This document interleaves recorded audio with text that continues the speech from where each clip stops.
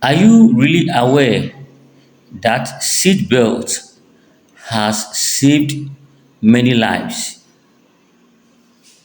And so, as a driver or as a car owner, anytime you are driving, you must wear your seatbelt. Don't actually forget to wear your seatbelt, including those who are in the car with you. Because in case of any eventuality, any hazard, seatbelt, in fact, will actually save you.